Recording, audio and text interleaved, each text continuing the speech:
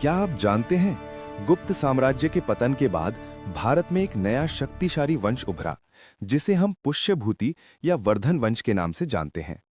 इस महान वंश के संस्थापक थे पुष्यभूति वर्धन।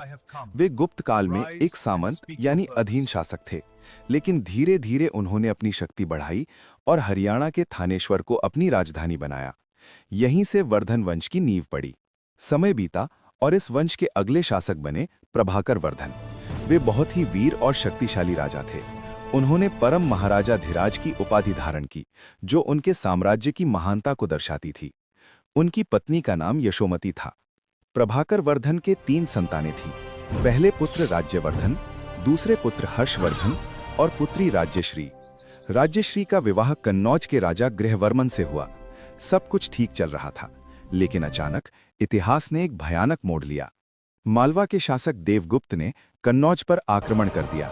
उसने राजा गृहवर्मन की हत्या कर दी और राज्यश्री को भी मारने का प्रयास किया, लेकिन राज्यश्री किसी तरह अपनी जान बचाकर जंगल की ओर भाग गई। ये समाचार जब थानेश्वर पहुंचा तो पूरे वर्धन वंश में शोक और क्रोध फैल गया। राज्यश्री के भाई राज्यवर्धन ने प्रतिशोध लेने की ठानी। उन्होंने मालवा के शासक देवगुप्त पर आक्रमण किया और उसे मार गिराया, लेकिन कहानी यहीं खत्म नहीं हुई।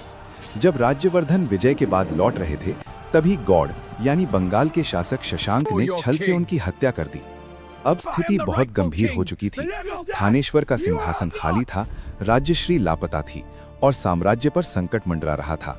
ऐसे समय में केवल एक ही व्यक्ति बचा था जो इस साम्राज्य को संभाल सकता था, युवराज हर्षवर्धन।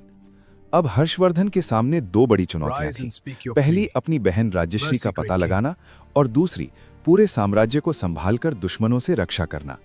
आखिर क्या हर्षवर्धन अपनी बहन को ढूंढ पाएंगे? क्या वे इस संकट में साम्राज्य को बचा पाएंगे? इसकी आगे की कहानी अगले पाठ में दिया जाएगा। दोस्तों, आप लोग वीडियो देखते हैं पर वीडियो को लाइक और चैनल को सब्सक्राइब नहीं करते हैं। आप लोगों से हाथ जोड़कर विनती है, इस चैनल को सब्सक्राइब कर लीजिए। इससे आपको जरूर मदद मिलेगी। धन्यवाद।